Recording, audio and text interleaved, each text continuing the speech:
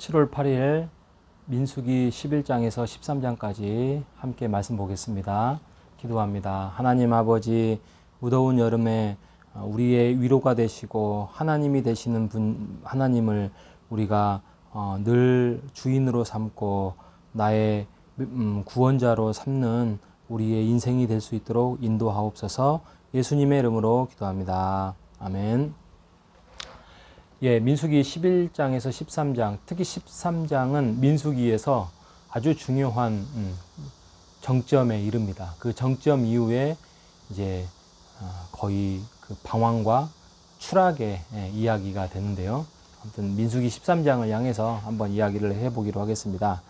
자, 먼저 11장에서는 이제 이스라엘 백성이 이제 광야에서 막 생활을 시작했습니다. 근데 다베라에서 원망을 합니다.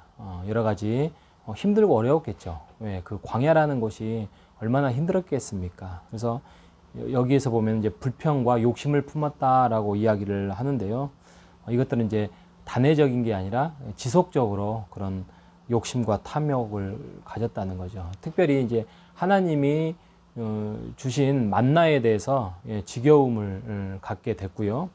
그리고 이제 그런 거에 대해서 불평의 도에 넘어서서 이제 넘어서니까 모세가 더 이상 못 해 먹겠습니다라고 차라리 저를 그냥 죽이십시오. 이렇게 이제 모세가 합니다. 그러니까 하나님께서 너 혼자 일을 하지 말고 너에게 70명의 장로를 붙여주겠다. 그들과 함께 이스라엘 백성을 돌봐라라고 이야기를 합니다. 그래서 그들이 예언한 부분도 있고요. 또 같이 모세를 도우며 사역을 하게 됩니다. 그리고 이제 마지막 부분에 보면 메추라기를 하나님께서 주셨어요. 어느 정도냐면 하루길, 보통 하루길이 평균 한 32km 정도 됩니다. 32km가 어느 정도일까? 여기서 한 송정리역 정도 될까요? 하루길에 메추라기가 돼 있는데 2규빗, 그러니까 높이만도 한 100cm 높이의 여기서 송정리역 거리에 메추라기를 하나님께서 풍족하게 주셨습니다. 그래서 그곳을 기브롯 핫다와라고 이야기를 합니다. 그런데 그 이름이 욕심을 낸 백성들에 하나님의 심판이 임해진 부분이 있어요. 그래서 11장은 이스라엘 백성들이 환경에 대한 불평을 했다, 이렇게 기억하시면 되고요. 자, 12장에 가면 이제 지도자에 대한 불평을 합니다. 그래서 모세가 어떤 구수 여인을 취합니다. 뭐 결혼을 했든지 아무튼 뭐 했어요. 그 시대적인 어떤 문화적인 상황일 수 있는데 그 모습을 보고 이제 미리암과 아론이 비방을 합니다. 형제가 아니죠. 형이자 누이죠.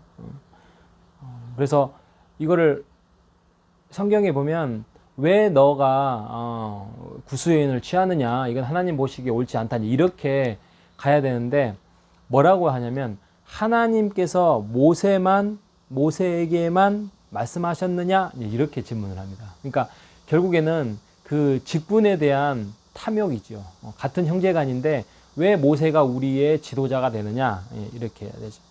근데 하나님은 모세의 어떤 잘못됐던 부분이 있을 때에도 하나님은 뭐라고 이야기를 하냐면 12장 3절에 그의 온유함은 지금까지의 모든 사람들 중에 최고라고 이야기를 합니다.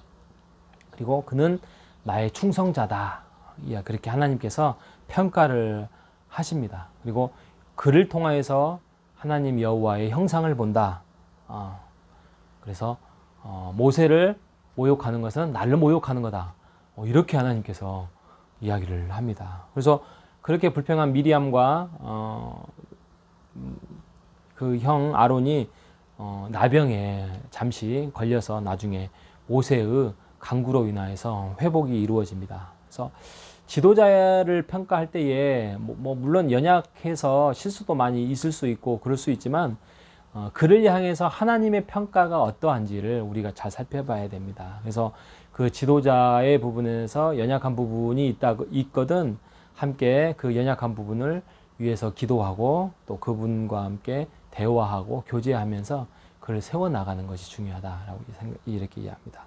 13장에 와서는 하나님에 대한 불평입니다.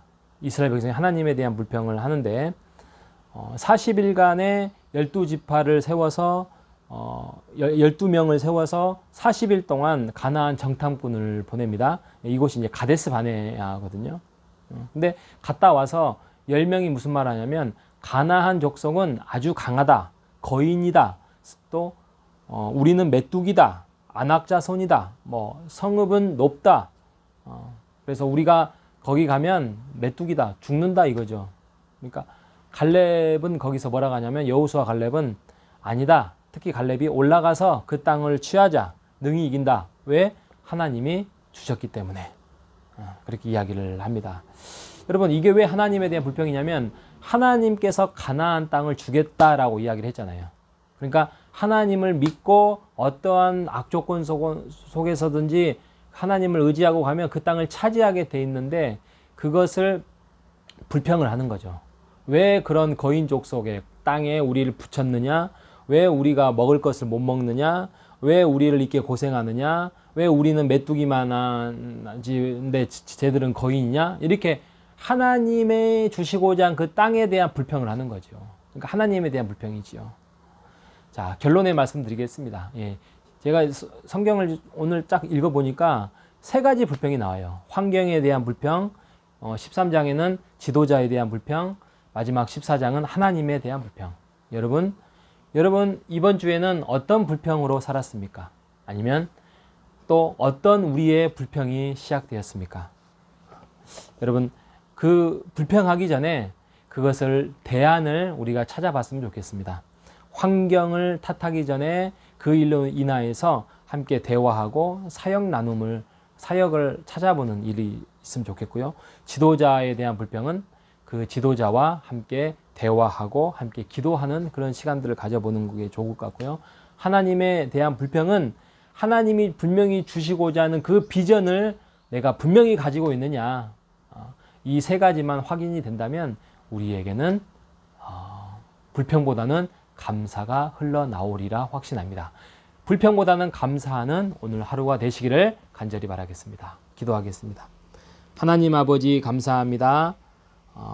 우리에게도 환경과 지도자와 하나님에 대한 불평이 우리 자신도 모르게 나올 수 있습니다. 하지만 우리가 하나님의 자녀로서 하나님의 백성으로서 그 방법들을 잘 찾아서 하나님이 이루고자 하는 그 비전과 사역을 그림을 잘 그려나가서 실천해 나갈 수 있도록 지혜를 허락하여 주시옵소서.